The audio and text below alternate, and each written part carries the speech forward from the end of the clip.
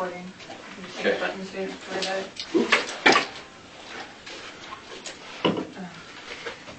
So.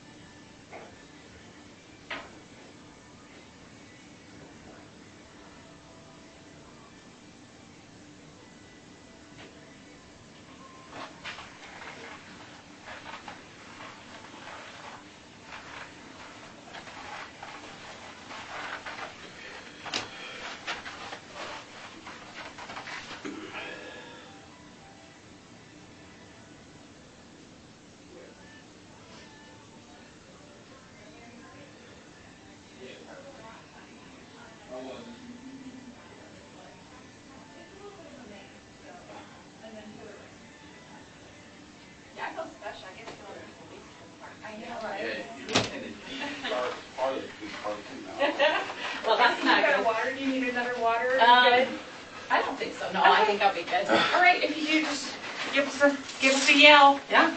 We'll yell. Hey, hey. How are you? Good to see you. I'm good. Good. Is Duncan going to be around? Duncan's just on another case right now, so Oh. if he finishes up, I will Yeah, let tell you him know to come that he in. left. Yeah, I like him. He's fun. He's Okay. fun. He's a Yeah, he's a jokester. good guy. He was. I get to work with him every day. Oh, good for you. Except he never wears socks. Odd. So Does he we- not have sweaty feet? No. He wears those little tiny, what are they Little called? booty looking They're not anklets. Like this? Like the no-shows. Oh, the no-shows. Yeah. Now, see, those creep down to me. Yeah. And then they go under and they make your feet uncomfortable. What's weird about it is when he sits down, while his pants go up, you see his shoes and there's like that much because he's so tall, long-legged. Nothing. No socks. So we always tease him about, man, are you wearing socks today? It's almost girly-like, because girls Yeah. have more ankle shoes. Or did you cut the little ball off the back of your sock? I bet you guys are fun. Oh, How are you? I'm Been a long good. time. No, I'm good. I'm married now. That's what I understand. Good. Awesome, congrats. And we still are married, according to a gossip that's out there that we're separated. That's the gossip. You know, I may have saw that somewhere. And I'm like, who comes up with this Caught stuff? me by surprise a little bit. And I was like, they got the gossip. You know what I heard? I don't follow me. I don't look up any information about what people say about me. Don't want to know. Don't care. Anyway, but somebody told me, did you know that you and David were married on 12/12? That's 12 times 12 is 144. Like the 144,000. I went. Oh my God. I was like, I never ever put that together. And then it was Alex's death. Didn't even know it was his death. Didn't even know. Because I didn't On memorize the 12th of day. December? That's what they said. And I was like, Yeah, he did that. I'm glad that they know more than I know about myself. And I was It's like, crazy. It's crazy. people, yeah. you guys are like, Melanie, there's why not- do you spend your life looking at another person and gossiping about them? That is so bad. Some people, and really with this case, they're so involved with it, is like, it seems like it's just consumed their lives. It's consuming. It's And addiction. they're always posting, they're always looking, always coming with these little things. Oh, it's so gross. I don't know what else they're saying, and I don't want to know. So I always tell people, don't tell me. Don't want to know what they're saying. Just leave me alone. So I don't know too much more. Isn't that great? So, Dave's still up there in Utah? Yeah, and he said that if you wanted to, he was going to come down and help me with some moving. I decided, no, I'm keeping my stuff in storage for another month. Okay. So he says if you need him, I could call him. He's standing by. I don't think we need to talk to him. Yeah, he said, I'll do what I can, but I don't really think I'm that useful. But he is a little bit. He's useful. He is useful because he's another witness. Yeah, he's useful. He's useful. And a pretty good guy, I think. But there may be an opportunity we may have to sit down and have a chat with him, kind of like we're just trying to button things up a little bit. Good. Cross T's, dot I's, and then prepare for what's possibly coming here in the near future. The trials. The trials. Anyway, so it's been a long time since we've chatted, and so in that period of time, Ray, myself, Benny, other detectives gone over quite a bit of stuff. Okay. And also quite a bit of stuff with you.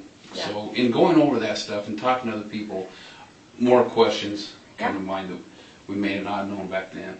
Okay.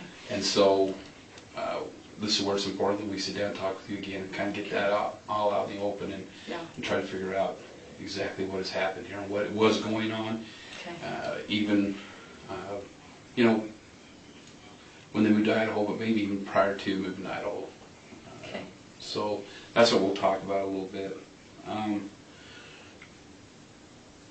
Melanie, one of our main objectives here is we are trying to block off any type of avenues here that somebody's saying we may not have checked out. Okay. Okay. So in doing that, some of these questions popped up, and I want you to be honest with me. And I don't have any reason. I'm always going to be I don't have any 100% reason honest with you. to believe that you haven't. Okay. But what I do want anything that we talk about that you don't think is important, ask us. What I don't want to happen here is Melanie to think, well, you know what? And I don't know if that's happening.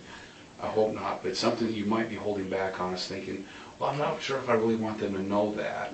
Okay. Unless they ask me a direct question about it. Okay. We don't want to have to be pulling Yeah. information out of you. Okay.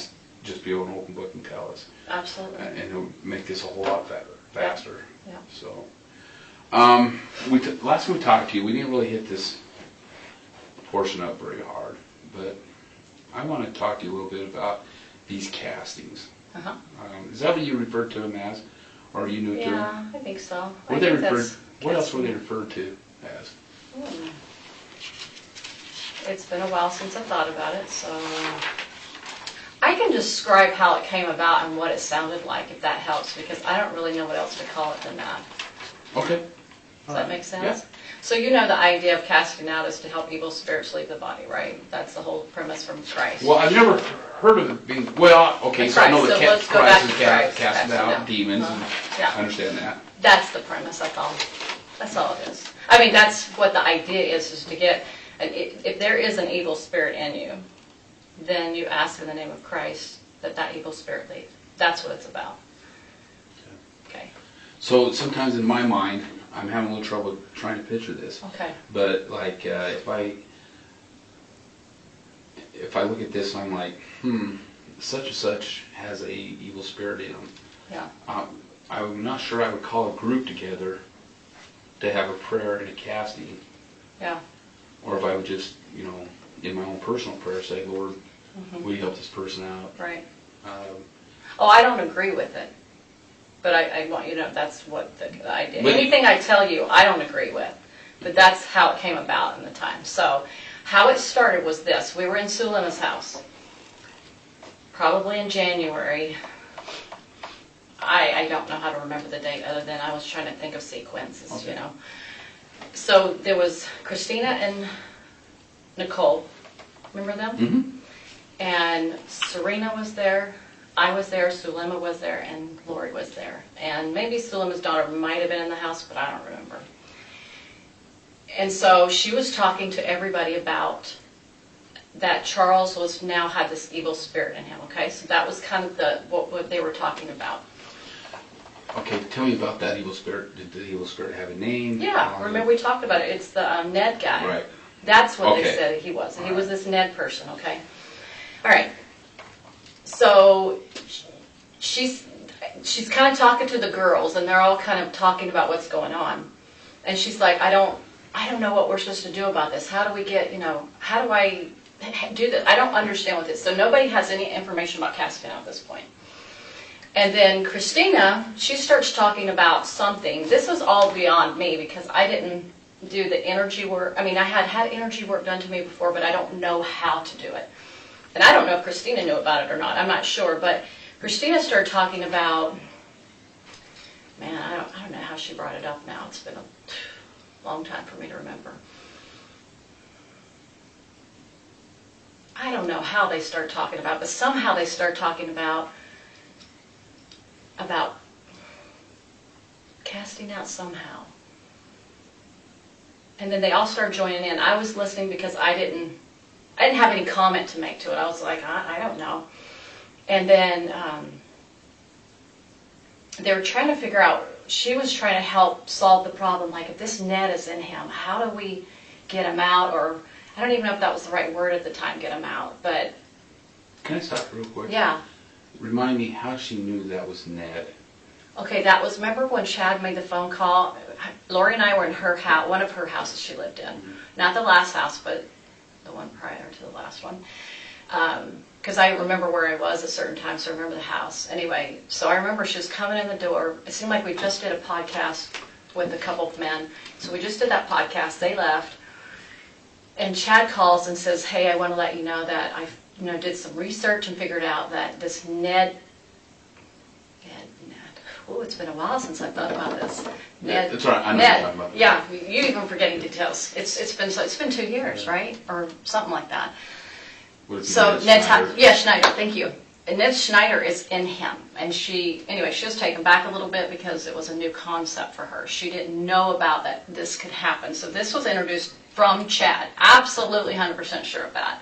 Okay, so then she was ruminating over that idea for a while. They were Let me ask talking. you, how are you 100% sure that was introduced by Chad to her? Because I'm watching them talk on the phone, and after that conversation, she shares with me, this is what Chad just shared with me. All right. And so she didn't look like she made it up because she had never talked that way before. She never said anything like, hey, there's an evil spirit, and that never occurred to her. So when she first told me, I could tell she was like trying to absorb it. It looked like it was new for her. And so so that's where it came from. And so I'm sure they had a lot of conversations, which I wasn't privy to. So then when she came together in January with all these girls, she was talking about this problem she had about this Ned person now coming in. And she said that her reasoning for that was that Satan was breaking eternal law, and that he could now do this, like he had some kind of power to do this. And so now these evil spirits were able to get into these bodies. So if we use you as an example, Ron is no longer Ron, he's, Phil. And Phil comes in and he is Right. now, I'm really dealing with Phil. I'm not really dealing with Ron anymore. Because Ron's gone. Ron's gone. He went to the spirit world or whatever, someplace, right? And so, anyway, as we talked around the girl, they were trying to figure out, well, how do we do this? How do we get this spirit out? So they sat there and talked about it. And a lot of the wording that they used, which I can't recall all of it, but it had to do with features that they learned from energy work. Different weapons and different stones or different things that they had learned through a spiritual means, talking about, hey, and they came up with this stuff. I did not come up with it because I didn't even know what to say about any of Did it. they come up with it, or did Lori assign them something? No, at first they talked about it as a group. They were like, well, what can we do? And it seemed like Christina started bringing it out first, actually. She's the one that, and I'm trying to remember the words, but I can't really remember what she said. I just remember she's like, I remember her sitting down with her one day and go, what can we do to help you, Lori? She was sincere, and I was thinking, I have no idea. Like, I don't know what that looks like. And so anyway, they started talking and getting different ideas, and And so she was told she was told that she had this priesthood power. Now that Moroni gave it to her in the temple, she suddenly had this priesthood power. Right. That women were now getting it, because you know that they don't have it in church, right? Do you find that odd? Yeah, everything's odd. But at the same time, because I was on this, so I had listened to some podcasts she had learned. So it wasn't super odd for a person that had listened to Julie Rowe or Mike Stroud, because they were talking about how to, now if you go back and listen to those two, she doesn't come up with this stuff herself. This has been coming up by other people, okay? Well, right, and I know that the big picture, it's all a little weird, but when you hear, because, you know, you're LDS, yeah. When you hear something as in Moroni appeared to her in the temple and gave her priesthood powers, what did you think about that? Well, let me back up to when I first met her to help you understand how I got involved with her. You know, Jason Mau's the one that introduced me to her. He met her in the temple and said, hey, there's like-minded people that are spiritual, da-da-da. Here's Melly's information. So she meets me and she hears me talking a little bit because I'm doing something for a steak event. It was really normal and good, and, you know, it had to do with, you know, like natural preparedness kind of things. You know, something that we all can learn and enjoy. Anyway, afterwards, she's in the back with Melanie. And then I came out, and then she came out, and Melanie was still in there because there was other classes going on. And she was just so excited to meet me. And she was like, you know, she's talking about people she knew, like Mike Stroud, or not knew, but knew of from podcasts, and Julie Rowe, and her change of heart. And I said, well, I've been changed to Christ, and my experience is a normal experience that somebody would have, but she was like mirroring me. And I was like, I think she's mirroring me, because I didn't know that then. I didn't know her, so I would have no way of knowing. But anyway, she was like, oh, I've been changed by Christ. And I said, well, I have too. And it was in a more significant way than maybe what I experienced at church. It was a beautiful experience that I had. And so, but there was nothing odd about it. It was just beautiful, you know? And so she said that she had the same, and she was super excited. And then she said, well, I said, you must have been through a really, you know, a lot of challenges in your life to be able to have these experiences. She goes, well, she says, I've had some special experiences with the Lord in the temple. And she might have said Moroni at the time, too. She might have. I can't remember if that was the next time I saw her or not. And I was like, wow, what have you been through? And she's like, well, you know, my kid was raped by their father, and who would have known that probably is a lie. But anyway, she was bringing this story about all her trials, and they sounded genuine to me. I did not think she would. I don't think people are manipulating. That's one of my weaknesses. I don't manipulate. I don't know how to. So I was so foreign to it that I was like, oh, she can't be lying to me. She sounds just like me, as far as my testimony of Christ. Now, not all the crazy stuff, but just that normal kind of sisterly bond that you would have with somebody in church. So then she tells me, well, because we had listened to Mike Stroud, he talked about 144,000 and about how people are going to be called to help be instruments in God's hands of bringing people together, like the lost tribes and different things in the last days. And so she says, well, I've had these experiences, and I know that I'm part of the 144,000. The Lord sealed me his in the temple kind of thing. And I didn't necessarily disbelieve it. It wasn't a new thought for me, because I had listened to different podcasters talk about some of their experiences, and I didn't think that they were lying either, because they sounded like it matched Mormon doctrine. All of it did. Because I'd read the scriptures a lot, and I thought, well, you know, I know about these things, but somebody's actually having them. And so, but, you know, people can have real experiences, but somebody can take that and act like that as their own. Sure. And I think that's what she did. Is she took some information that could or couldn't have been true. I don't know if the guy had it or if he was deceived. I don't know that personally. But anyway, she learned a lot about, and Julie Rowe, they talked about casting out. They talked about when evil spirits, you put your arm to the square, you cast out, you use, and then talked about love is your most powerful weapon, and different weapons. He would say different weapons. I don't know if he described them, but he just talked about love as the most powerful weapon we can use against the adversary. So I don't know, maybe she took that, and then she took Julie Rowe's freaked out stuff, but she's whacked. But she was heavily into the energy work, and a lot of these things were like coming through, all these weapons and different things and evil spirits around you. So I remember one time she told me when she was in Hawaii, before I ever met her, so this was when she was living there, she recalled a moment. She goes, I remember, Melanie, I woke up, an angel woke me up, and said, you need to email Julie Rowe and tell her that she's a true servant. And I was thinking, wow, well, maybe Julie, because I didn't think Lori was lying to me. I thought she was really enlightened. And anyway, she believed in this. And anyway, she said she finally figured, she said, I can't even email, or I don't do Facebook. She's like, I just finally read the back of her book, had the email on it, and just said, you are a servant, and that's it. And she just said, Lori. And that's all she said. She sent off and went back to bed. So I was thinking, wow, okay. And so, so when her and I met that day, she's like, I know that Moroni, she must have told me about Moroni, or he was the Savior. I know that he's called me to be part of that 144,000 to help other women. I'm to gather other women, something like that, and help them be part of the gathering kind of thing, okay? So her and I go to the temple. We go to the Phoenix temple because I remember the Gilbert temple was closed. So we're going in it. This is, if you're LDS, you're going to be surprised by this. This is where the deception really began.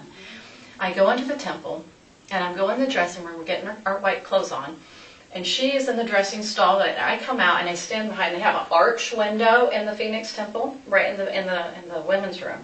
And I'm standing there, and all of a sudden I get this like heat all over my head, and I'm like, "What's that?" So I said, "Lori," and she comes out. I said, "Feel my head," and she goes, "Oh, it's happening." And I was like, "Yeah, it's really hot on top of it." I didn't have a fever. Nowhere else on my body was hot. And it wasn't because the sun was coming through. It was really like this heat. And it lasted for, I don't know, like a minute or two. Mm. And she's like, "Wow, it's happening." I'm thinking, wow, that's pretty awesome. You know, I'm thinking it's good. And so anyway, we go into a couple of different rooms. I don't want to share too much because it's the temple. Right. But anyway, she thinks that she has the power to ordain me at that point. To be part of this 144,000. And so she says a little prayer. That's her thing, her little prayers. And did she say she got the keys to ordain you? Yeah, from the Lord himself and from Moroni herself in the temple, in the initiatories, in a certain location in the initiatories. And the interesting thing, I told this to Rob, the same place that Sulema said she saw the Lord was the same place he said. And I was like, how did that happen where she said the same place? And he goes, well, Melanie, people can have some psychological word. I don't remember what he called it. So the psychological word that she had this experience in there. And I was like, well, I never had anything like that. So I don't have the experience they do because I don't have visionary experiences. That's not me. That's not my gift. So I just assumed that because they had them, they knew more than me. Well, if they can see that, I can't see it. Maybe I don't doubt that people can have gifts like that. I'm very much a believer in that. Yeah. So that was a bit on the odd side that happened to me in the temple. And I've asked other people that work in the temple and different things. They said, well, they can bring Satan in with them. I'm like, oh, yeah, they can. Mm-hmm. So that was sad. So that's where my confidence came from with her because I'm in the temple of my God. That happens to me. Sure. So I had to, you can imagine after all this happened, I had to read back and go think, and it's like, all those things you thought were revelation, get rid of them. Don't even remember, don't go back to try to figure out, Heavenly Father, what happened here? I thought I was on your team. Sure. And I cried to the Lord. I said, I cheated on you. I broke my heart because I was that absolutely gobsmacked by it. Okay. Yeah. So, with these castings, and the first one you're involved in was at Zelina's house, and I can't remember if they did it that night or the next day, or I don't remember, but it was... Was it still at Zelina's house, do you remember? Yeah, I think so, yeah. Pretty sure. And was that just for Charles? Oh, absolutely, because that's the only person they knew had that issue at the time, according to their pretend revelation.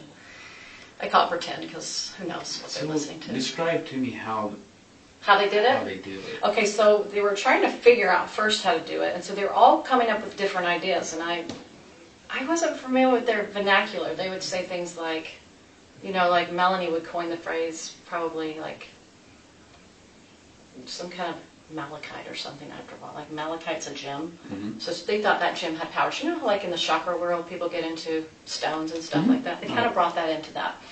So they thought that had the power, and then... Those malachite rings, or the malachite stone? Well, she eventually got that, yeah, but that was... Yeah, okay. right. Like the malachite stone. And And then I remember Serena having a moment where she was like, we just need to ask, I don't know, it's a question. I remember it triggered something like, we need to ask permission for something. Anyway, sorry, it's been too long. And it was weird that something happened that night that was strange. Sulema and was it Serena? It's almost like they got attacked by an evil spirit. Like all of a sudden, Sulema's sitting there talking, and all of a sudden she can't breathe. Like she's like, I'm having a hard time breathing. I'm like, what is that about? You know, and then Serena, it seemed like something happened to her where something happened to her. And Nicole, or maybe it was Nicole. I know Nicole had something with, Nicole's a sweet, gentle soul, if you ever met her. And she just all of a sudden got really depressed and really heavy and quiet. So anyway, they were obviously opening darkness anyway. So they would say, well, anytime darkness comes after you, it's because you're doing the right thing. So it's an oppositional idea, Sure. right? And so anyway, they would just basically, she would raise her arm to the square, Lori would, and then she would say through her priesthood power, which she believed she had the patriarchal power, which was higher than the Melchizedek power, okay? Sorry if this is confusing, I don't know if you think I'm following you. He's following you. and be patient. And Chad would help groom her into these beliefs and ideas. He would help her believe more and more, like, you're the most powerful woman in the world, right? And so anyway, they would just, each one of them had like a little something to say, like how they could help in a loving manner. It wasn't like an evil or a dark, like a yucky kind of a voice. It was, or I'm mad at you kind of a voice. It was like, come to the light, or, you know, something like that. And so the only part I pitched in was my testimony of Jesus Christ. I didn't have anything else to offer than that, because I was like, well, Jesus did this, and look at what's his name, and look at Paul the apostle, and you know, and I was just trying to share my little part, because I was like, all these people, I don't know. And so anyway, that's just how she did it. And so she would, and I think she kind of did it more on her own as she got more closer to Chad, and everybody's kind of started leaving the group, you know, like Nicole and what's her name, Christina were out, and then Serena was out early. Thank goodness on their part they were out early. And it's only because Lori was getting jealous, or you know how the jealousy can get in, and she was worried because Serena would call Chad too much, and then she was like, Chad was like, well, she has more intentions than this, and then they cut her out of the group, just stupid stuff like So that. you think that they cut Serena out of the group because Lori was jealous? Well, I think, so he would say, this is how it started. He'd say, you know, she keeps calling me. Serena keeps calling me, asking more and more questions, and then he would tell that to Lori. And Lori would talk to him about that and say, oh, she wants to learn more power, and she's actually now getting darker because she's getting like Julie Rowe or something something stupid like that. And then so pretty soon they had deemed her more dark, and she just they just cut her off. Basically means, I'm not going to talk to you anymore. So she went out of the country and came back. She got sick, and she was asking, like, what happened? Was some evil spirit touched me when I was there? And Serena had a hard time swallowing all this. After I came to her and said, these people are bad, she was like, you mean they lied about that and that? I'm like, Serena. And I had told her the whole story, everything that they killed the kids, and I really felt they did. And she was like, and we went to the temple, and she's like, Melanie, did they lie about this? I'm like, Serena, the whole thing is a lie. And she was so convinced. She was so convinced. And she's a very intelligent woman. She's a very beautiful and amazing woman. But she was just sucked into it. And so, and it had a lot to do with the preparation work, had a lot to do with learning things outside of Chad and Lori before we even got together, like, you know, the podcast people. And that prepared Lori to meet Chad. I remember hearing that recording about her sister saying something like to Rob in that little room that they got in trouble, you know, obviously didn't get in trouble, but, you know, tried to get in trouble with the defendants.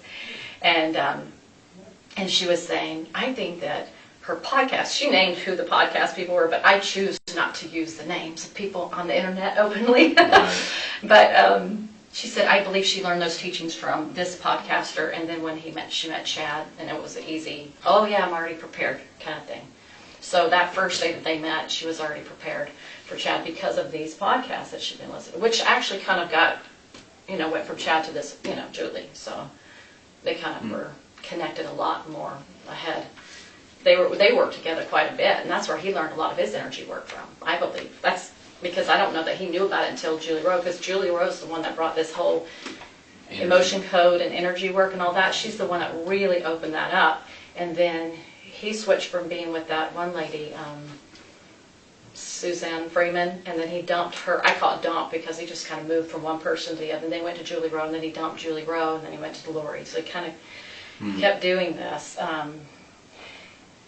Probably for money, you know, he's really into his books, so he wanted to make money, and I've learned that he made a lot of money off Julie books. I just read that, I recently learned that, but from a good source. But so this is what the castings really were about, is to invite the spirits to leave, or with their so-called power or their, you know, things that they would bring. I never thought this was like a huge deal. I mean, I talked a little bit about it before. All I said too is like we did prayer, you know, she did prayers to help cast or something.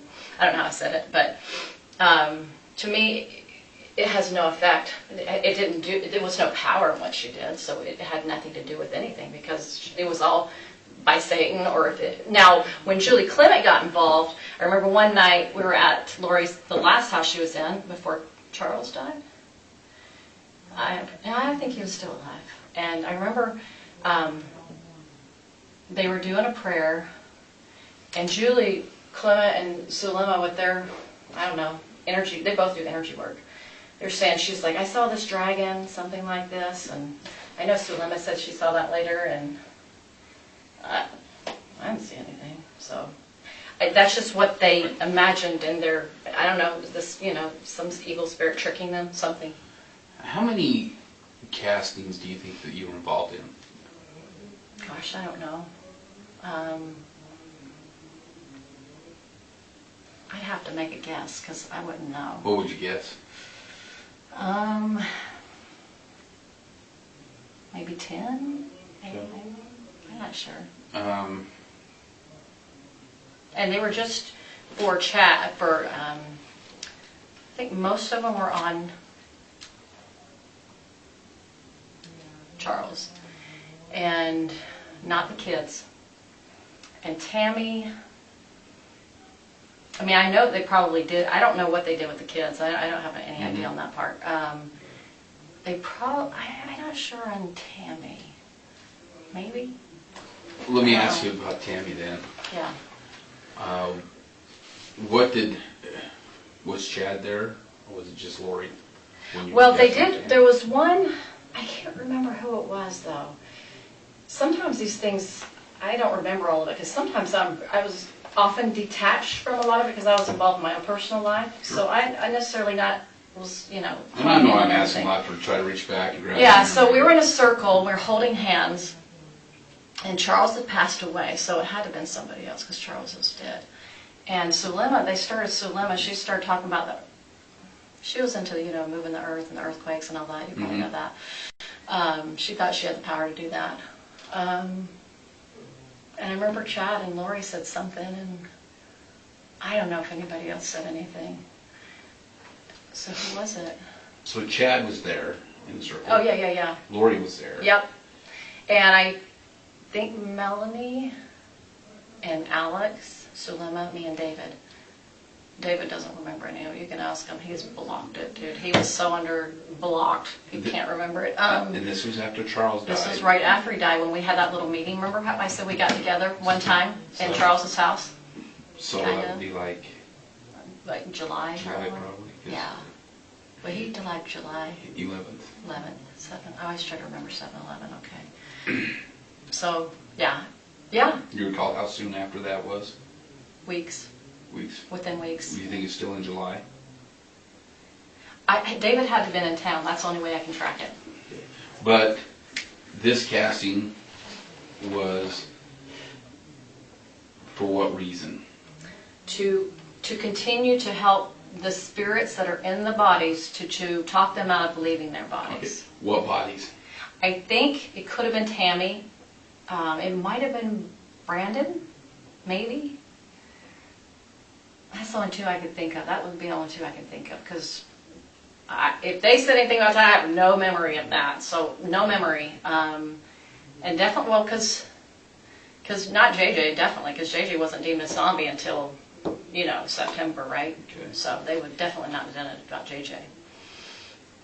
So probably Tammy and Brandon, because they said Brandon was definitely at this high Well, level, dark. I don't want you, I mean, I appreciate you saying it was probably Yeah, either one of these two or maybe both, but yeah. I need you to remember who was who was trying to be casted. If it was both, fine, but if it was just one. I know, Think about it. I can't even remember what Chad Lori said. Okay. I remember she always used her priesthood power, and then she was like, go ahead, take it over, Zulema. I remember that. All right. So, were you? Because Zulema remembers. Yes? Some things. Some things. Okay. Refresh my memory when you were up here in Idaho. September? You dated in September. Mhm. Was there a casting done at Lori's house? Not that I can recall. I've tried to remember, like, did we have any cat? Not that I recall. Or did you have how about a prayer? Were you guys got together and just had a prayer or anything like that? Well, normal prayers, like on a flute or something, Right. possibly like that. I don't recall. Okay. I mean, I could say maybe, but I don't remember. So as far as the castings, none of them took place in Idaho that you were present at? Not that I can recall. Okay. I'm doing my best to remember, I know. but it's horrifying to think about it, but I don't know. Okay. So the ones you may have been involved in were the ones here in Arizona, and that would have been at Lori's house, Yeah. Zulima's house. Mm-hmm. Where else? I remember when she was in Charles's house, in the one in Houston, or was it Houston or no, the other city? I always forget what city it was. Remember she lived in Florida Texas? and Texas. Mhm. Remember that? I Yeah. remember she was. I can't remember if I was. It seemed like she was doing the phone with Chad.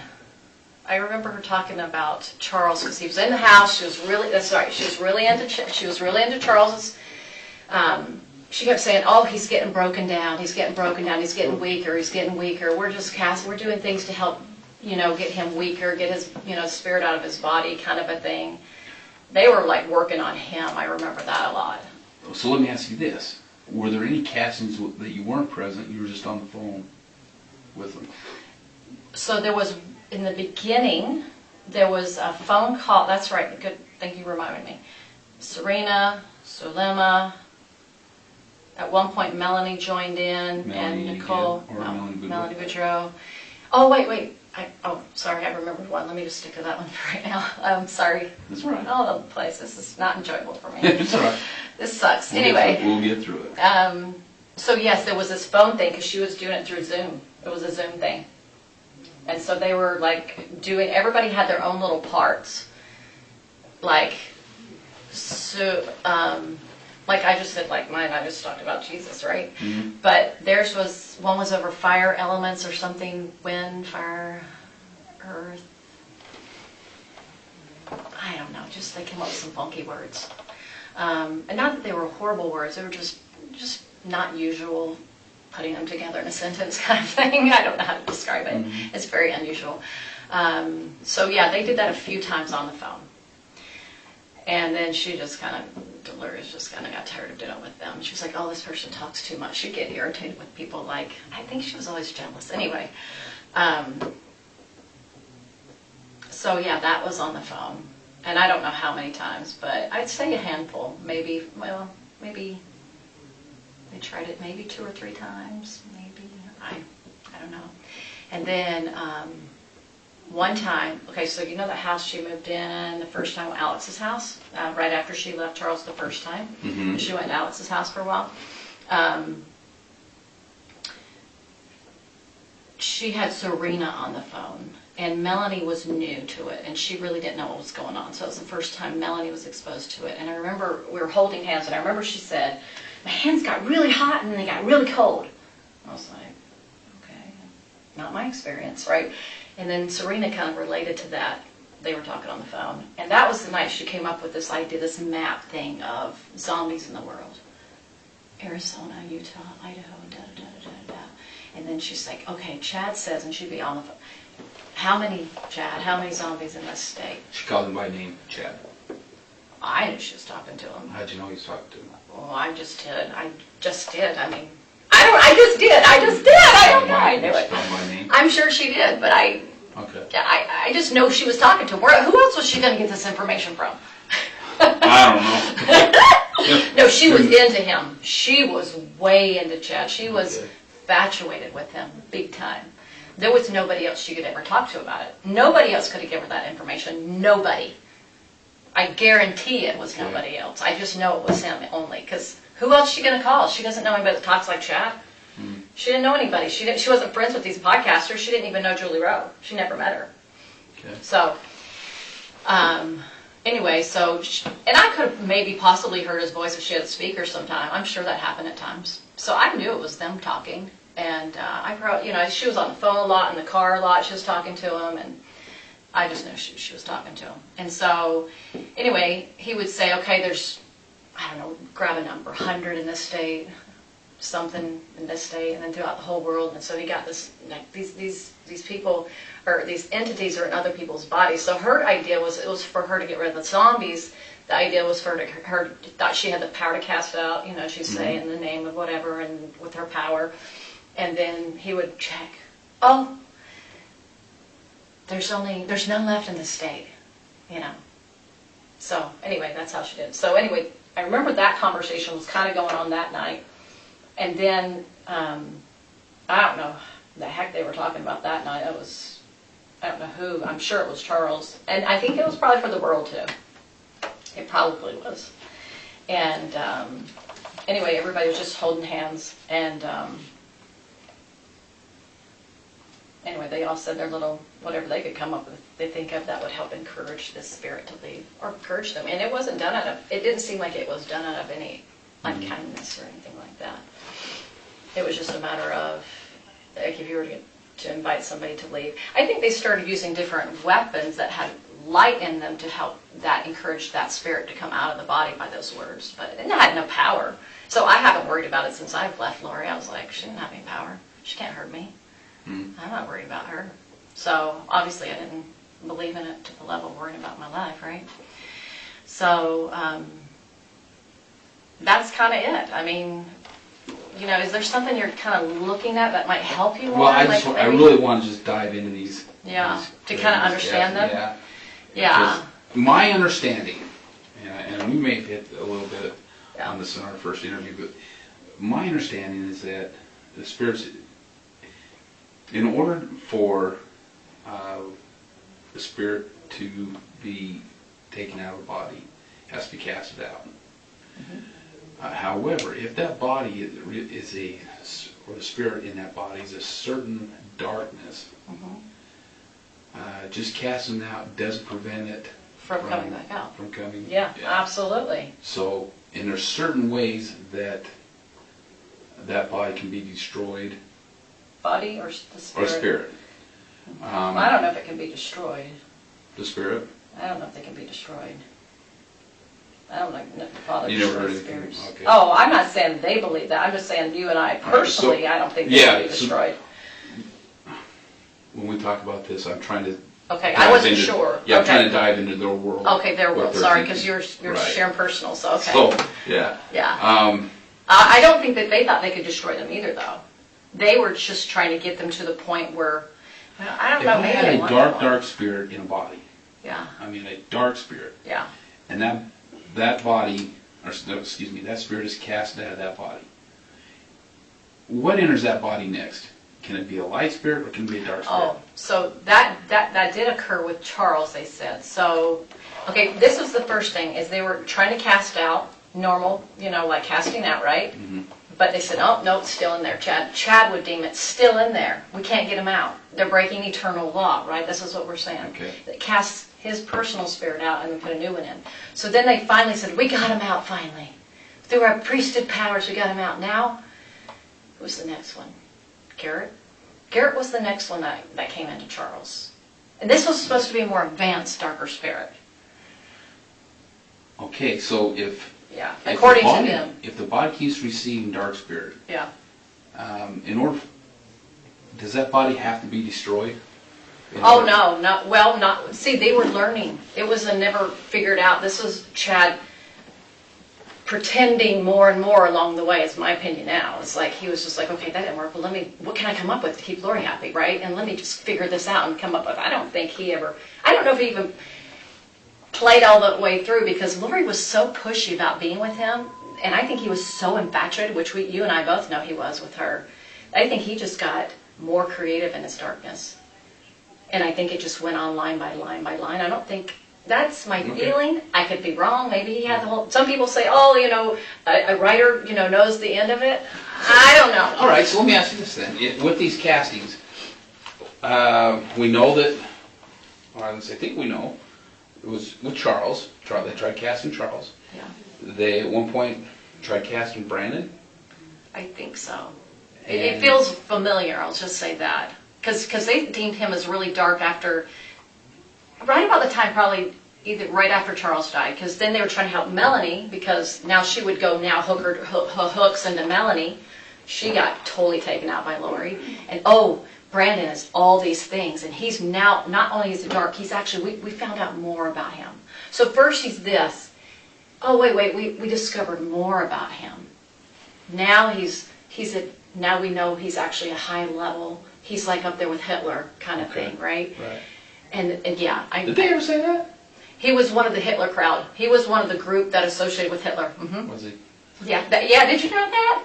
I must have missed that somewhere. Yeah, well, you're not missing much. But Tammy. So Tammy was, let's see, that's a good one, because that one's different. Because she was sweet, right? Mm-hmm. No, it was at the no, it must have not been Tammy then. Well, But that's a good thing, thank you, because I got to route it around. Tammy, what would they have said about her? Because she didn't have an evil spirit in her, so then at the very end she did. And who, because it was, she probably told me like once, so it's not like there was a lot of time spent on Tammy, to my knowledge. What did she say about Tammy? I don't know that I remember she said right in September, there's evil spirits starting to work on Tammy now. Tammy's good, but they're not in her yet. They're like working on her.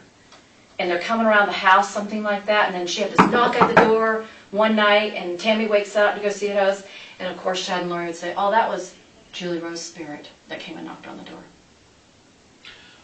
Okay, That sound you familiar? lost me right there. I didn't know if this was, I did share this with somebody. I really feel like it's come out somewhere along the journey. It probably is. But you gotta understand, man, there's so much that's coming out here, sometimes we have trouble keeping it straight. I don't blame you. That's why I keep saying, call me. If you have like a brain cramp, Melanie can help me sort me out, because I can at least I got my memory. No, yeah, that's why we're here. I know, but I was just saying, when you're going through stuff and you're going through all this stuff, you need to keep it collective, ask me, because I'm going to tell the truth. Nobody's going to tell it like me. All right. So tell me again about the knocking on the door. So something about one night there was this is what Chad would tell Lori, that Tammy woke up to a knock at the door, and then he would say, maybe to Julie, I don't know, to his wife, I don't know, but she told me that he said it was Julie's spirit knocking at the door, that's what woke her up. So that was one indication, and it seemed like there could have been other things, I can't recall, but she just said, I felt this feeling of like they were kind of like around her house as evil spirits. That's what it felt like when she was telling me. So you know how you feel things, you picture it, but you don't have the words to describe it. That these evil spirits are now trying to get a hold of her. And then she says, she's starting to question if he's seeing somebody else. Lori was. Or No, Tammy. Tammy was. That's what she right. would tell. So that's how they knew the evil spirits were in her, is because now she was starting to, and I don't remember what she said, something like, are you seeing another woman? Something maybe like that. Do you know when that was? Yeah, that was that time we went, September, that weekend I was up there. She would tell me that while I was in her apartment. Lori told you that. Yeah, and that was when she was telling that JJ. I think we did know that. Yeah, everything I can remember, I tried my best to, as fresh as I could. Yeah, I did share. I feel like I shared it. It feels super familiar with me sharing that. Anyway, so but she didn't tell me when she got in her spirit. I think after she died. So I didn't know, and I don't know that she ever said who was. She was trying to describe it, but I don't even remember what she said. Can I interject really quick? Yeah. Let's go back to the castings, because we're kind of getting just sidetracked just a little bit. Okay. So back to the castings. You participated in about 10 of them, and then some over the phone, roughly. Something like that. They were mostly on Charles, if I can remember, if not all of them. There might have been a few that weren't, but it felt like they were, if not all Charles. And Lori would start it, and you'd go around the room. Always. She'll always You'd start. go around the room, and each person would say I have something. something to say. Describe to me, let's say we're in the casting, what would you say? I would say, so they would always refer to the evil spirit. So if it was Ned, they'd say... Call by name. And I can't remember if I said Ned's name or not. I don't know. But anyway, I just say, Jesus Christ is your Savior. Come to Him and remember that you can always repent and come to Him. So it was my testimony of the repentance and the power of the Savior. That was what I'd say. So I'd say, just like I'd refer to Paul the Apostle, that he went through hard time and he came to the Lord and he was able to be forgiven. And that you can come to the light side. It was all done with love. To me, I felt the love when I said it. I wasn't doing it in a way that I was angry or upset or any negative. Like, I like Charles, so it wasn't like I was against anybody. So you would say that. And then somebody else would, and then they would move on to the next person. Okay. And so a person would say, oh gosh. So what was your gift that brought you into that circle? What was your gift? Because each person in the circle had a gift. Nobody right? really had a gift until they stepped. It seems like they had a gift all of a sudden when they stepped into the circle. Does that make sense? Like, there was no gift outside of it, except for Sulema. Sulema seemed to be the one that had the gift of moving the earth, because she seemed to the visionary stuff she could see. So she was the only one that I knew of that had that kind of gift. Do you remember Lori giving anybody assignments? Okay, you be water, you be fire. Yeah, a little bit as she started to learn it more. But that probably backed off after a while because she stopped. Like I said, she got rid of some people in the group. So then it kind of just branched off to her and Lori would do a lot of it on their own in the temple. And I'd come and see them in the temple later. I was like, hey, what's going on? And she's like, oh, we just were talking about how to, do this and da-da-da-da. Zulema and Lori? What? Who? Lori and who? Sulema. So they'd be in the temple doing it sometimes. And they would just do it like they'd sit beside each other and just hold hands or something like that. Like, nobody could really tell what they were doing. And they would talk about, I'd see them talking and then they would just close their eyes and then think that they could do something like leave their bodies, And I've heard people do weird stuff like that. Like, it happens to people. I don't know. I've never had those experiences. But anyway, so somebody would do something about water and I can't remember the words. They were so different. Sorry, I'm trying. Crystals or whatever, and I'm trying to remember Nicole and Christina. Like, what would they have said? That's okay. I don't really remember. So you guys go around the circle. Each person says their part, right? Yeah. And then it comes back to Lori. Most likely. Mm-hmm. And how does Lori close it? Like, how do you guys get done with the casting? She would invite the spirit to come out of the body, and I think a few times, if I remember now, it's so long since I thought about this. Sulema, they would try to, is the right word, seal it up or something like that. Seal it. Like sealing a Like blessing? the sealing, yeah. Like try to seal it where they could, that light energy that was going into them that would cause that evil spirit go, okay, I'm going to leave now. So they were trying to invite it to leave now. And, she just talked to, I think at the end she would just try to seal that up and try to think she had the power to talk it out of leaving the body. And that's something you believed in at the time? I kind of believed in it. I didn't 100%. It's hard to 100% believe in anything that's not true. So at the time, I thought, well, I don't know if this is effective or not, but it seems that's the direction she's going because she doesn't know what to do about this evil spirit in the body. I don't know if it's working or not because she's saying one time it's here and then I said, Chad, all the body left. So when the first entity first left, Ned, it got really weird after that, actually. She called Chad. She's like, did we get the body? We had a prayer. Did we get the spirit out? Because he would be the one that deemed it. And he'd say, yes, it left. And then, well, where is it? And then, what is his body dead? Because they thought maybe his body would drop dead, which never happened. So she thought that Charles was dead. Okay? Yeah, thank you. It takes a while to remember all this stuff because there's so many details. And I'm just visualizing as much as I can. So I remember then she said that something like Brandon was involved. It was so dumb. And Brandon was helping get rid of the bodies, something. But anyway, we find out. Then he said, so he kept changing things, the story all the time. And then he would say, oh no, that's not really what, because, she obviously found out Charles was alive. Oh, that's not what happened. It was Brandon's father's body that died, or something stupid like that. He would always try to put it off, like find an excuse why it didn't work. So when that first time she said that Charles was going to get in the car accident and die, that January, because I remember it was right around my birthday, and then, because it was right after Christmas, and then I said, well, why didn't he die? And then Charles's excuse, which was always Julie Rose's excuse that I heard, was, oh, because of agency, it didn't happen. These people didn't meet up with the right plan, and it didn't go according to plan, so it just failed it. So that would always be excuse for why things didn't go. He just would lead her along to one, and so they thought they were always discovering things, and the adversary was getting smarter and smarter, and they were just leading, and it just got stupider and stupider, the story did, and it just got more crazy, and sometimes I'd go, okay, whatever, and I just kind of blow it off. Well, now let's back up. So Tylee was deemed dark back in July. She Did was you guys deemed ever dark at some point. Cast for Tylee.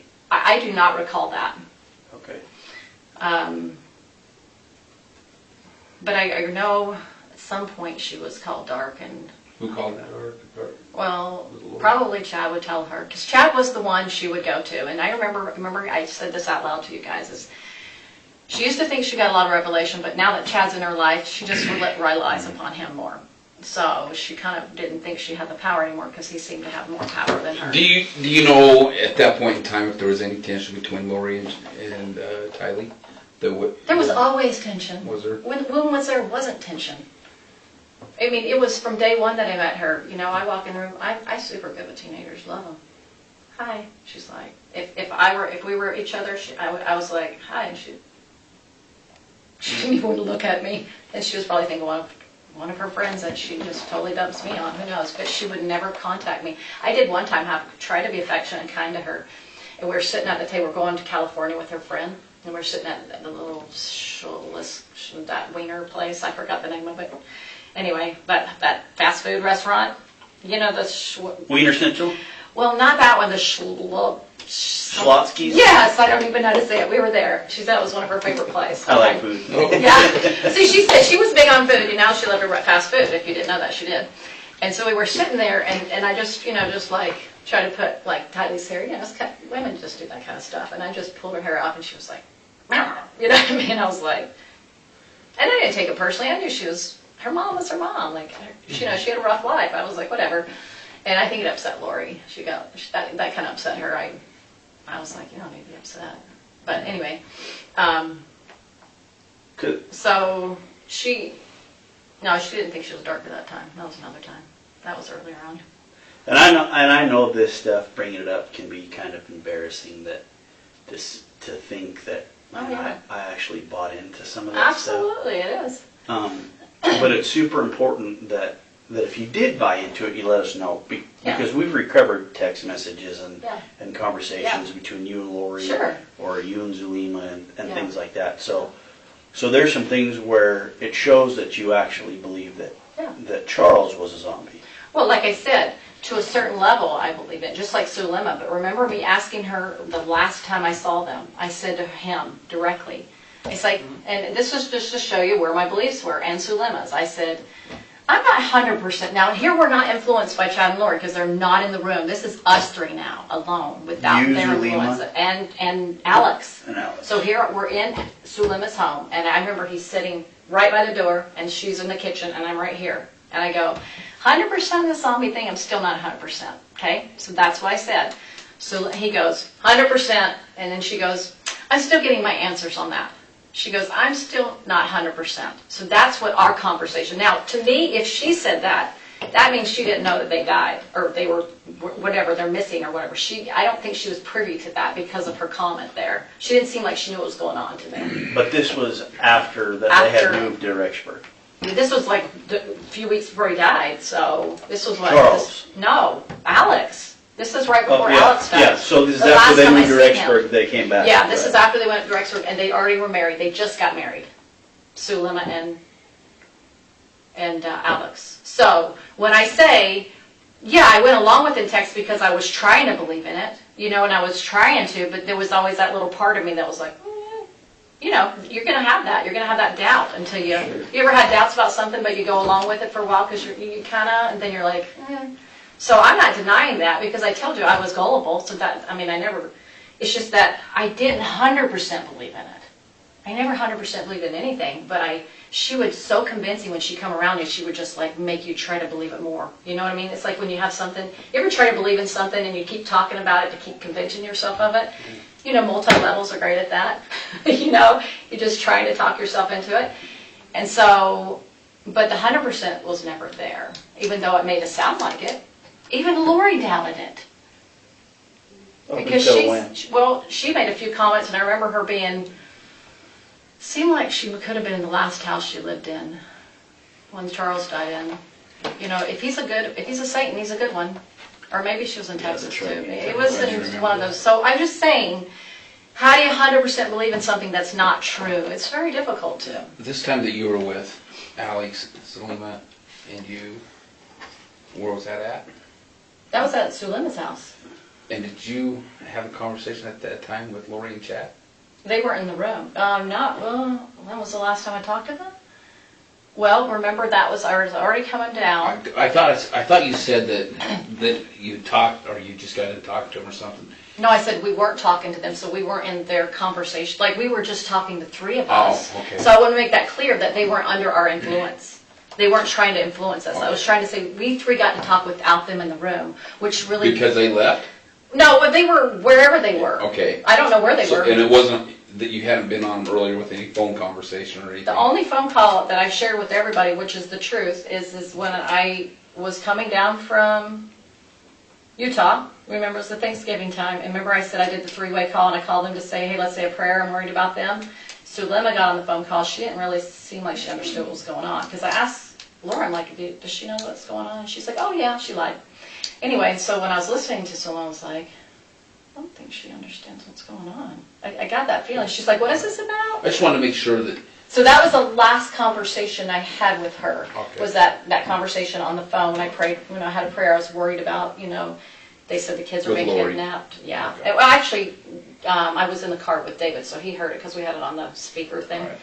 And so anyway, so that was that conversation. And then it got busy for me. I was doing Thanksgiving. And then I went over to their house.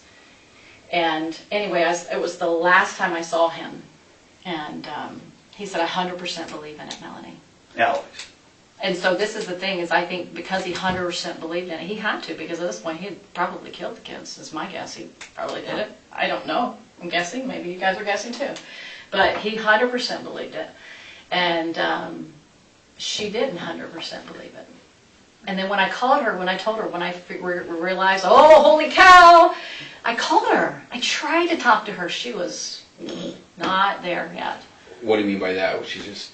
I said to her, Sulema, and I don't remember the full conversation because I was on fire in my mind, like, holy cow, right? I am freaking out. But what I do remember is I said, there's something seriously wrong here. I said, the gut of my stomach says something's seriously wrong here. And she goes, that's just dark. I said, no, there's a difference between gut and dark. This is gut. And I said, do you have a testimony of Chad and Lori? Do you have a testimony of that? What is your witness? And she goes, well, I have one of Chad. When he gave me a blessing, shortly after meeting him, I had more visions after that. And she goes, I'll get my witness about Lori. And I said, well, I don't know what I described, but I just described it, and I didn't believe who they were. And I said, I'm going to be going to the police. And I remember it seemed like I talked to her maybe twice, and probably the last. So I said, I'm going to the police.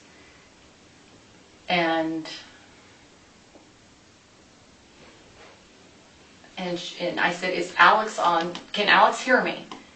And she goes, it's on speaker. I said, take it off speaker. Now here's the murderers down the street. Remember, they lived close to me. Remember, Sulema lived around the corner from me. And I'm thinking, I just got myself in a situation. He could come after me, right? Mm-hmm. But I had to do what I had to do. She was my friend. I wanted to warn her. And I just said, hey, so anyway, the police, I know, circled her house, circled my house, making sure I was safe and making sure he probably didn't get in trouble, whatever. And so she texted me, didn't call me, texted me next day, I got my witness. Which means to me, Lori's in. Lori's good. That's what it meant to me. Did she tell you how she got her witness? Nope, that's one-liner. And I said, I'm not talking to her anymore. Cut her off. I just knew that I couldn't talk to her anymore. You remember what day that was? Do you still have that? It's on my phone. Yep. Thank goodness for some of the texts that got saved, right? And then she told me she never wanted to have anything to do with me again. At that same time? No. It would be after he died, after Alex died. So she was still under the influence of Lori at that time in her life. So, okay.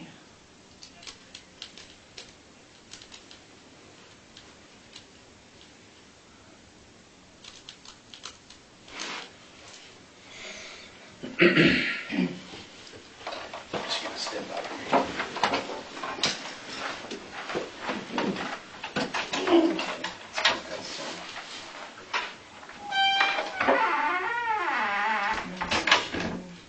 Oh, December 6th.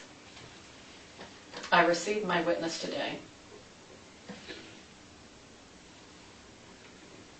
On December 6th? Yep.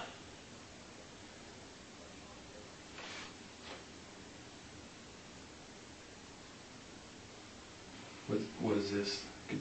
So I got $2,000 picked up from Melanie's piano, and she was out of town, so she said, can you collect the money for me? So I had this $2,000 cash, and she said, Mel asked us to get it for her, or can we pick it up? What's easier for you? I said, I'm sorry, but I'm not home, and I'm not sure when I will be. I just text her as well. Maybe I can get it to her through PayPal. Just PayPal it to me. I can't right now because I don't have enough money in my account. If you'll anyway, she goes, oh, let me know, thanks. Are you up for a confab? The bishop told me what happened. I was so surprised, so sad. This was after he died, so this was, I guess it was 2 days later, right? I'm so sorry, words cannot express how I feel.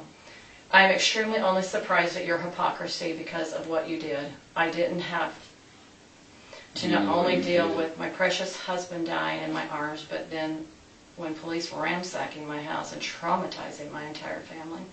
You are not my friend. You are not to speak to me or anyone in my family ever again. I want you to pay the $2,000 you owe as soon as possible. Put it onto the map and I'll forget that I exist. So you can understand why I haven't talked to her. So, then I just told her. is she just mad because you made the phone call to us? Is that why she's mad? And she thinks that God's pointed towards Alex's direction? My guess. She knew I was going to police. That day was December 16th. Yeah. So then I put the money under the mat and that was it. I didn't want to do PayPal because I hate using technology for that. So I made sure she wasn't around. And you haven't talked to her since? Have not talked to her, nor have I seen her. Wait, have I seen her? Yeah, I think I saw her a few times at the passing of the temple and she wouldn't talk to me. So, and then the temple got closed shortly after, so anyway, I haven't seen her since. Yeah, so sad. One of my friends, Kelly, she saw her at the temple after it happened, and she was like, oh, Kelly, my husband died. Can you see him? He's here with me. And she's like, I don't see anything. I don't see spirits. So Emma, she's going on about how he was her husband. I mean, she was deceived so much. So sad. It was very sad. Mm-hmm. She did not know how evil he was. I mean, all that I've learned about him didn't sound like he had a good past, you know? That's interesting. Yeah, so I believe her energy work is the one that got her deceived. Because she could communicate through the veil. I had no gift, so, you know what I mean? It got her sucked into it. As far as her not letting that go and believing in it and stuff. I'm curious of your opinion. Do you really think she can see through the veil? I don't know if people make stuff up or not, honestly, Ron. I don't know. I don't know if people imagine things. I really don't know. I do believe people can see things. I believe it's possible. But my feeling about them is I think they can conjure up ideas and thoughts. Like I would sit with Lori in the temple and we just hold hands because we just love each other. And she said, "Oh, Heavenly Father and Mother came to me right here, Melanie. And they were talking to me." And I was like, I didn't think she was lying in the temple. I never thought she was making this stuff up. I was like, but on the eternal thing, I think that God wanted me to be a witness for all this. So, and that's a whole different discussion. But somebody needed to be a witness to all this craziness that would tell the truth.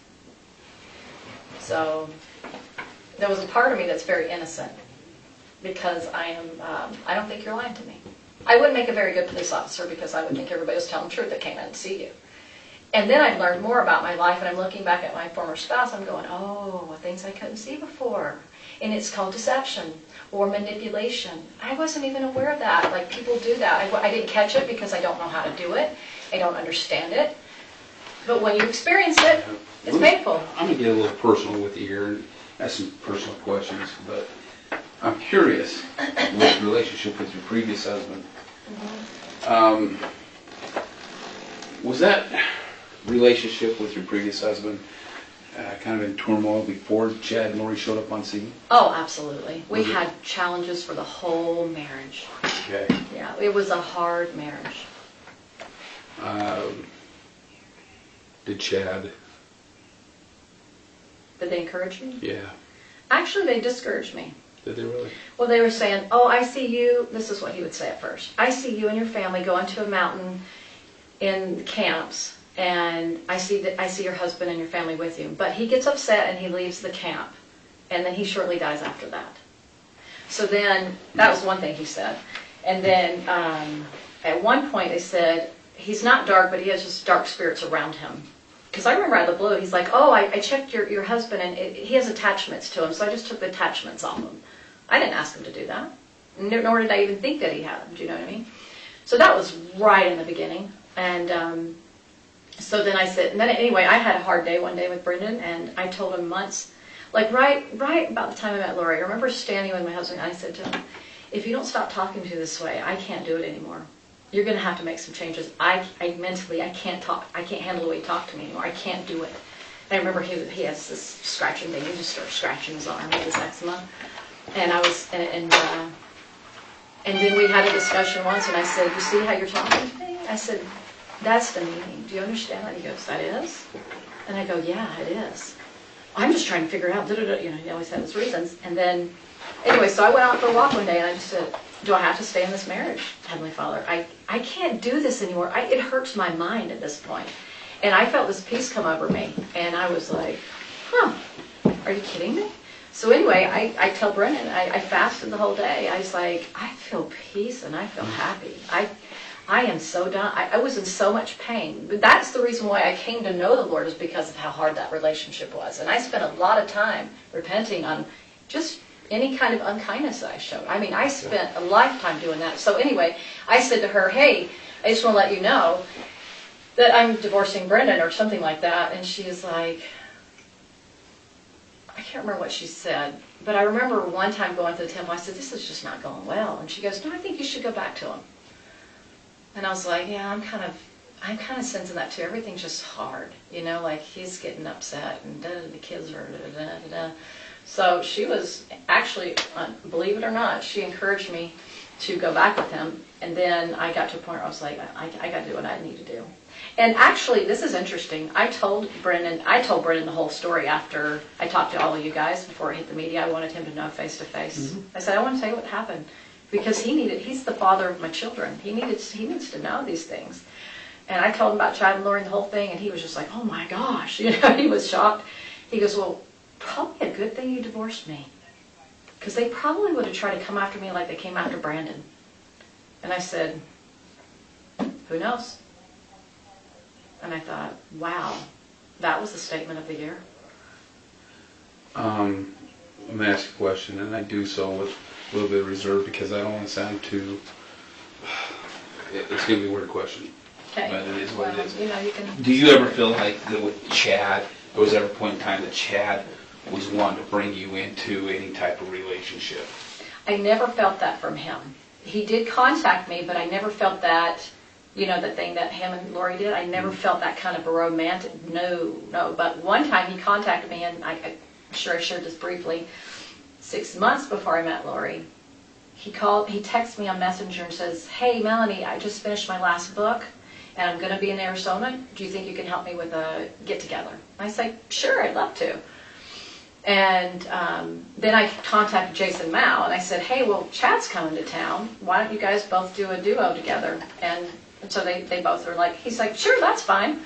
And so then I got the word out, like, "Hey, they're both coming to town." So anyway, when I picked him up, I'm so glad I did this. I picked him up from the airport. I had somebody in the car with me. Glad, you know, because who knows? I mean, I don't think he would have said anything about these multiple lives. He hadn't told me about that, so I didn't know anything about it.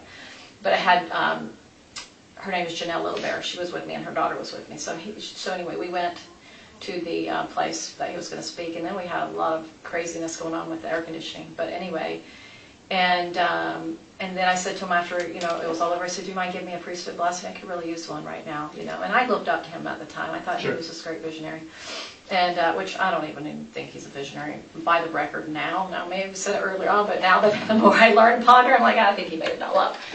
Anyway, so he gave me a little, it was just a nice little blessing. Anyway, but he never, I didn't feel like he was trying to come on to me, or maybe he used me just to get his book sold there. But when he met Lori, it was a totally different energy than when I met him. It was, so that's, just letting you know. Of course, I never had any type of interest in him at all. Because you can tell why. So he was not somebody I'd be attracted to, you know what I'm saying? But plus I was married too. Okay. Sorry, it's loud. Let's talk a little bit about the night that you were at the apartment in Rexburg, the night that we believe that JJ came up missing. Yeah. If I recall right, you guys were doing a cast, and Alex had already taken a podcast. Yeah, I knew what you meant. Okay, good. And Alex had taken JJ, gone to his place, and a little later we know that then he brought JJ back. Yeah. And because I don't have any paperwork right in front of me, he went upstairs with JJ. Is that correct? Is that what I remember? Do you remember, like, you mean like when we were doing the podcast and then he came in the door with him sleeping? Yeah. Mm-hmm. Yeah, I kind of went that way. So he goes upstairs, and do you know where he went when he went upstairs? Just kind of, oh, well, yeah, because he went into Lori's room because he wasn't in David's or I's my room. Those rooms are empty, so he had to have been in there. And then you didn't see him again that night? Who? JJ? Alex. He left. No. And Jay left. JJ's still up there. Yeah. And I never saw JJ either. Right, but Alex left. You watched him leave. Yeah. Okay. Well, we heard the door open and close, and we probably said it like good night or something. Like, you know. I mean, maybe we're podcasting. Who knows? Do you recall seeing him walk out with JJ? Not walk out. Mm-mm. No, Okay. Just walk in. Okay. Just walk in. That's right. And when he left the first time, we didn't see him take him. We just know he had him because she said that he had taken him. Right. I don't recall that. I just remember he wasn't there. But the time he left, Mm-hmm. so he brings JJ in, and then he leaves again. He did not take JJ out of the room, or out of the apartment. Mm-mm. Okay. So you get done with your podcast, everybody goes their separate way, and everybody goes to their bedrooms. And David, I recall David having his dream. He woke up. Yeah, funky. Did he come and get you and tell you? No, I was actually laying beside him when it happened. In which room? In JJ's official room. Okay. So he woke up and you were at the side of him? Yeah. And tell me about what happened from there. His heart was beating. He was distressed. He said, "I just had this really bad dream." And then he kind of sat up and he was just, and he just was, I said, "Well, tell me about it. And he's like, "It was just so dark." He's like, "I saw an earthquake and I saw people hurting and I wanted to help them and I couldn't." And something like that. That's what it feels like. Remember, it was like his heart was hurting. Like his whole body was under distress. When he has dreams, they're like lifetime dreams. You know, some people dream vividly. I do not dream like that. He has incredible dreams where he feels everything in his dream. So it affects him at a totally different level. Okay. So that's what happened. So then I think, oh my gosh, maybe some evil spirit, because, you know, they were always talking about it. So I text Lori and I text Chad. I'm like, I don't remember what I said. Probably, are you awake, or something's wrong with Chad. David, I don't remember what I said. I just remember trying to get to them. So I said, I'm going to go get Lori, see if she can help out. The door was locked. And so I was like, I don't know. She's not, I don't know if I should try to wake her up, or I just decided just to come back and see David after that. So you tried the door handle. It was locked. It was locked. Did you knock on it? Maybe. I probably did, but there was no answer. I don't remember if I probably did, but. And I think I tried calling her too and texting her. And I think Chad, I tried calling him. I thought maybe he could help out. Neither one of them responded to me, as you probably could tell in the text. You probably saw that. Nobody responded to me. So I just went back to bed. And then we woke up the next morning and she was happy chappy. How was David? He was better. He felt better. He was like, that was a bad dream. And then we would tell them, like, hey, he had a bad dream last night. And she's like, oh, that was Julie Rowe. He attacked her. Once again, throw Julie into it. From a distance. Chad said Julie Rowe attacked David? Well, Lori probably said it, but, you know, she always went through him. So when I say it, it's kind of they're both. Who knows? They both. And then I don't even know what I believe anymore, what she says that he says, because she's such a liar now. At this point, I'm like, I don't know anymore who said what. But between the two of them, they came up with it. Oh, they always throw her into the bus, you know. And it's because because right before earlier that day, we went to that lot where, you know, that land was going to be for sale. And so we were talking to a friend of Julie Rose. His name was Keith Levitt. And Keith Levitt was there with his wife, Suzanne, and then the realtor was there. And and Alex was there. But Lori wasn't there. David thought she was there. I said, no, she went home after that. He goes, I forgot that. Anyway, and so anyway, because we saw her, we thought, oh, she's going to tell Julie Rowe. Keith is going to tell Julie Rowe that we were there because he saw us, because they're really tight. Keith and Julie are super tight. So that's why they threw that, you know, Julie Rowe attacked him that night because, you know, da-da-da-da. Do you remember by chance what Lori was wearing in the morning when you guys got up? She was typical wearing spandex pants and spandex shirt. I don't recall. But that's usually what she had on. Was it the same clothes that she had on the night before? Oh gosh, I do not remember. I know that's kind of a tough one. I don't remember details to stuff like that. It's not one of those things I pull, unless it stands out for a reason. I wish I could tell you. Yeah. That'd be good to know, but I don't know. She usually had new clothes on every day, if I can remember. It seemed like she had fresh clothes on every day. She was kind of into her clothes, so. All right. That night on the 22nd, Yeah. try to remember as best you can, okay? So, it's a Sunday, Yeah. right? Do you guys go to dinner, or do you guys make dinner on Sunday night? Well, we would make it because we don't go to eat on dinner, no, so we would have made it Okay, at home. so everybody's at home. Mhm. Does Lori leave anywhere with JJ? I don't have any memory of her leaving.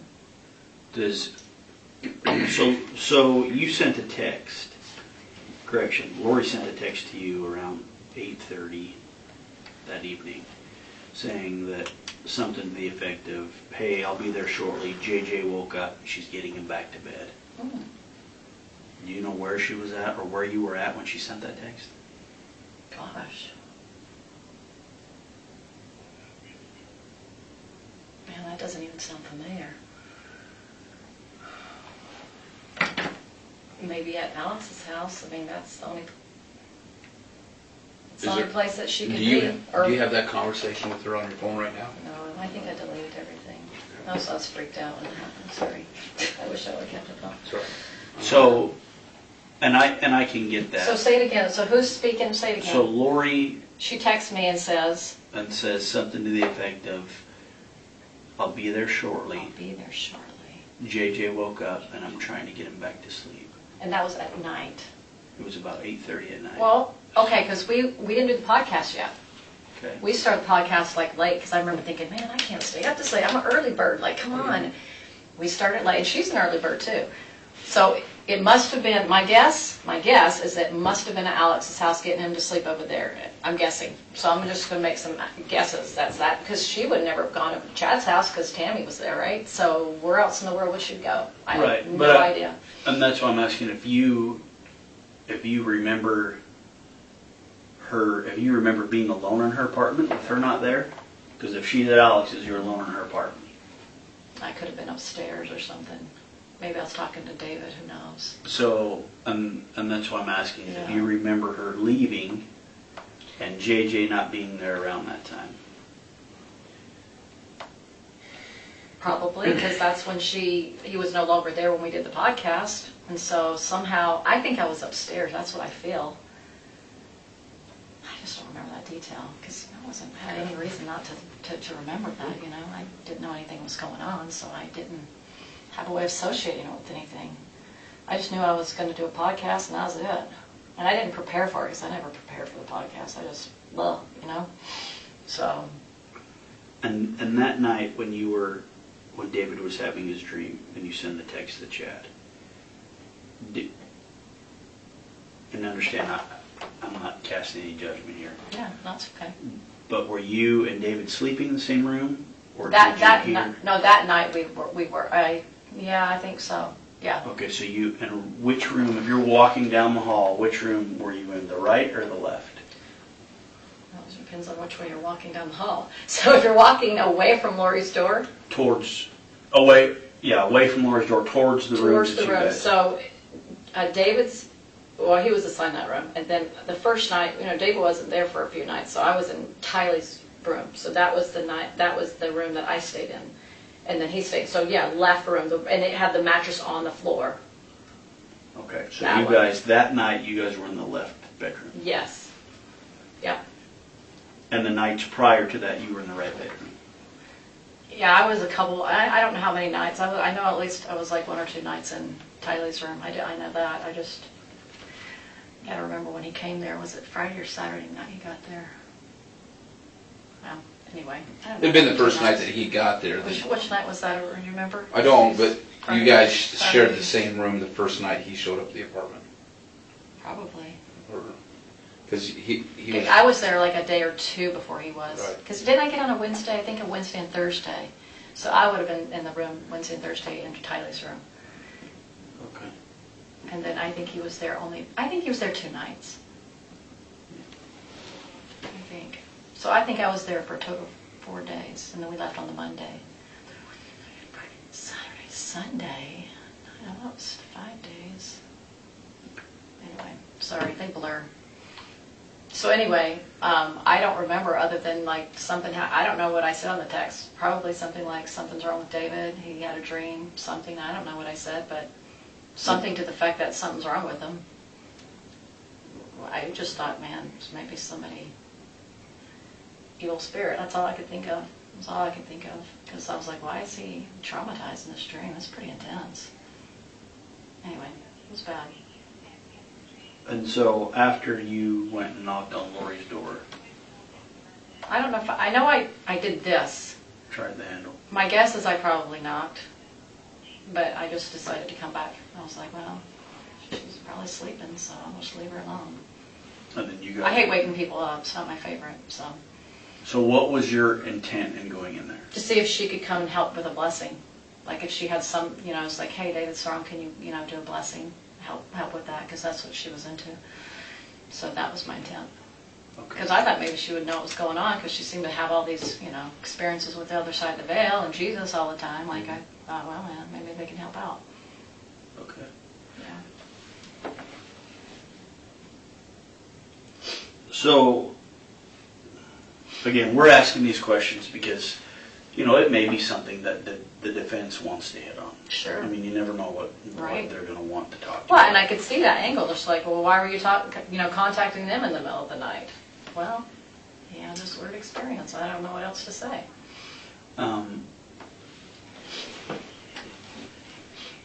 And so when we talk about this stuff, it's for that purpose, right? Yeah.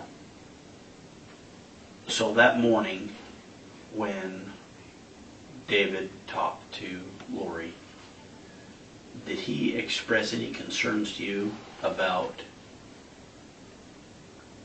JJ's whereabouts? Did he express any concerns David. to me? Mhm. I don't recall him expressing concerns.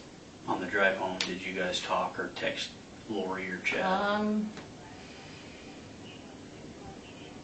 No, I mean, what would we have said about JJ? Just, I know that he questioned her, like, where is JJ? Let me see if he has a zombie in him. And he didn't believe it. I mean, I don't remember. Was he saying that kind of mock? Um, Or was he really? no, I think he was genuine. Okay. Yeah, he's not a mocker. He's pretty genuine about these kind of things. I just don't remember that full conversation. And that's why I asked, because if he was concerned, right? Oh, JJ has right, a like he zombie was, in him. yeah. It would be, I would think that maybe you guys would maybe discuss that if you could remember discussion on the way home, because it was kind of a Yeah. long drive, right? And then during that drive, there was 3 or 4 phone calls that you made to Lori Okay. during that drive, and do you remember what that conversation was? It's jogging my memory. Holy cow. I know it's a lot to remember. Well, you could have asked this like a long time ago. That would have I helped. Just, Well, and I don't even know if I would have remembered because it wasn't significant enough for me to remember. There's certain things I remember and some things I'm like, don't remember that. It's possible we could have talked about it. I mean, it's highly possible. Do I remember? I don't remember the words. How do you remember how she was? Her tone, her demeanor on the phone with you? Was she? I don't even remember the conversation. That's the hard part. I don't even remember talking to her. Would you guys, is it normal for you to call her 3 or 4 times in a day? That's not unusual. That's not unusual. There were periods of time where she talked to me more, and then she'd move, and she'd be maybe focused on Melanie. So if she was focused on somebody else, she wouldn't. But I was with David, so, I didn't have as much when I was with David. So it went through, gaps here and there where I did and didn't. In the beginning, yeah. And then when she moved and stuff, it started getting a lot less. I don't remember the conversation. I'm sorry. I'm sure she probably talked about those things. That's all that seemed to be on her mind all the time. Okay. I mean, yeah, if they bring them up, they're gonna. Whenever they ask me in court, happy to talk about it, but I don't remember them. Prior to those podcasts, had Chet been over there? Yeah. You know what time he left? We probably talked about it, but I'm just... So it was, I think we figured out, if all my remembering, it seemed like he was there on a Sunday, right? And then he was there even before. Yes, he was there when I got there that day or the next day, because I remember they were doing their little music thing they had going on, so he was there then. And then we walked around the track, Wednesday or Thursday, I don't remember. And he was there, I'm thinking it was Sunday. I mean, I know, okay, yes, it was, because David and him saw each other, of course. Okay. Yeah, so he definitely was there on a Sunday, or we interacted with him on a Sunday. Was he at the house on Sunday? Anyway, he was at one point, I remember he was in the kitchen at one point, and I remember David was there, so I just remember they were both in the house at the same time. Do I remember exactly when it was? No. But he always seemed to like to go home because of his wife, so he didn't want to upset her. I had that feeling, something like that. So he probably didn't stay too late. And he was not there when we did the podcast. He was gone already. I bet you got a lot more information because of the text, so you guys know a little bit more about their whereabouts. They were always texting each other. But who knows? You know more than me. So, 23rd. I know you're trying to help So the find night a of the way 22nd. to pin them on a, Yeah.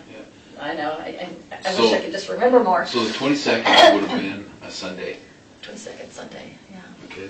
And that's the night of the podcast. And that's the night that David got there? No, he got there, I think the day before. Or was it on a Saturday? Okay, It was so, either Friday night or Saturday night. but do you recall Chad being at the house on the 22nd? That Sunday? I know it's a toughie. I'm gonna say there's a high chance he was. Right this moment, I have to put pieces together to figure it out. The days blend to me. When you're there 5 days and you're trying to figure out which day, that's hard for me. The morning of the 23rd, when Lori's up and about in the kitchen, when you guys are getting ready to go, does she say anything about Chad? Oh, I don't know. I didn't see him there. I don't remember seeing him there. I don't remember. That she's talked to him that morning or anything? Okay. I don't know. David remembers this part the best because he had a conversation with her. And he remembered it because we were leaving and, you know, he talked about getting, now I remember that whole conversation to whatever I was listening. I know he was over here and I felt like I was in the living room for some reason. But I couldn't remember. I was like, oh, was it that day or that? You know, I was kind of trying to think, was that Saturday or was it Sunday or what day did she say that? And so he did remember that it was that day, which I'm grateful that he remembered it was that day. Sure. But yeah, I remember her telling me about how, and I remember she was doing my hair. I think it was that morning. Yeah, it was Sunday. So it really helps if I can start remembering things associated with it. With Sunday?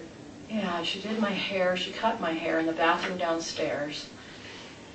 And she even colored it. She couldn't do upstairs, but it was enough room, so went downstairs.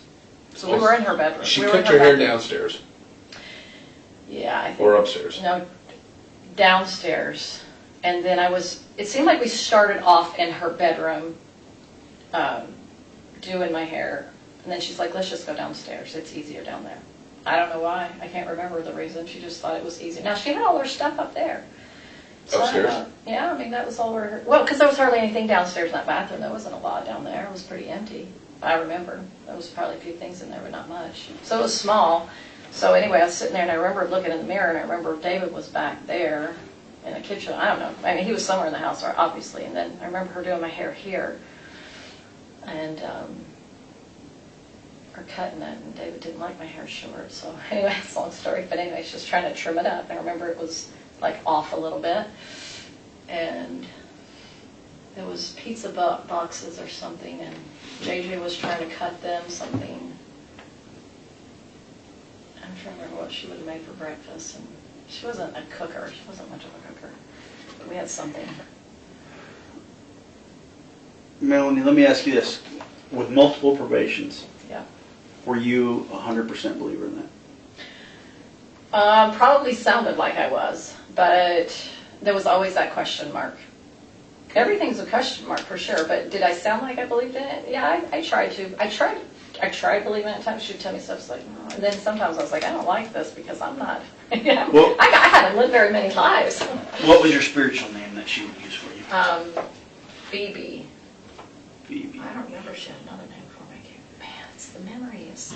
And then how were you related to her? How were you related to Lori? So she was Joseph Smith, but I forgot his name now, but one of his descendants, right? One of his great-great-great-great-grandfathers, so he was his great Joseph Smith. Anyway, her name was Mary Smith, and he was, whoever the other Smith man was, I forgot his name now.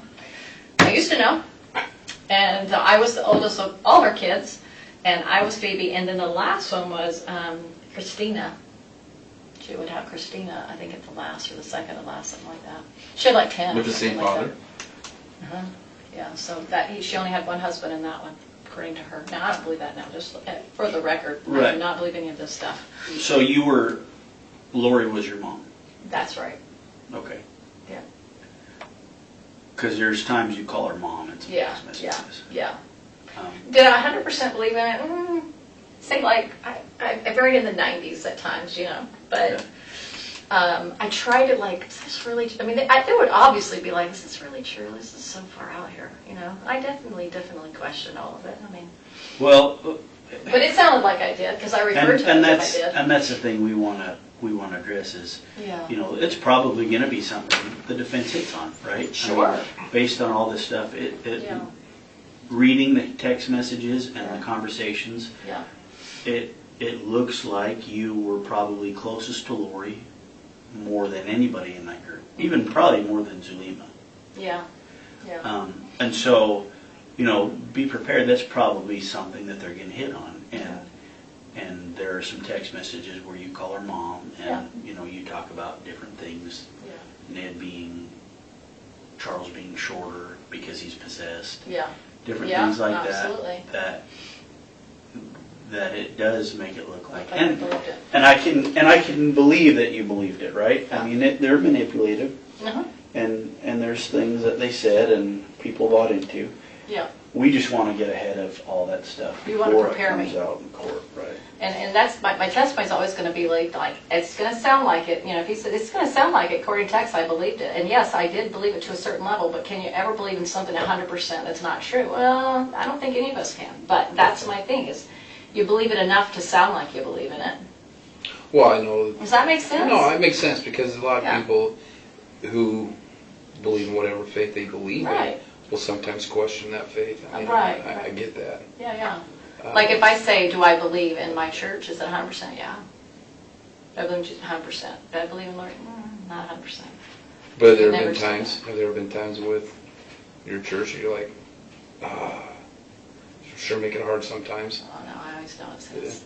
I always See, know I think it's his. I think there's a lot of people out there that are like that. They'll just go, oh. No, to always believe in everything. Sometimes I might be like, oh, I'm not sure about how I feel about the vaccines and prophet doing it. Yeah, I have a little bit of that feeling. So, but I know that. That is my 100%. But I was never 100% with them. Even though I maybe acted like it, maybe I sounded like it. Well, understand, they're going to look at it like this, and I'm just going to play devil's advocate, right? Go ahead. If Real you quick, did- are you go done? ahead. Are you done? Yeah. You Yeah. good? Yeah. Okay, so let's be done here. We need to talk to you about some other things. Okay. But I want, if we're gonna be done. Oh, you mean this room? Yeah. Real quick, Phoebe, it was Phoebe and what else? Did you say Christina? That wasn't me, but Christina was one of her daughters. Did I make that clear? I'm sorry. Christina. I was Phoebe, and Christina, the other Nicole and the Christina. Oh, the other friends, gal, yeah. She was one of her daughters. Do you remember what her name was? If you asked me, I might remember, but if I can come off the top of my head, no.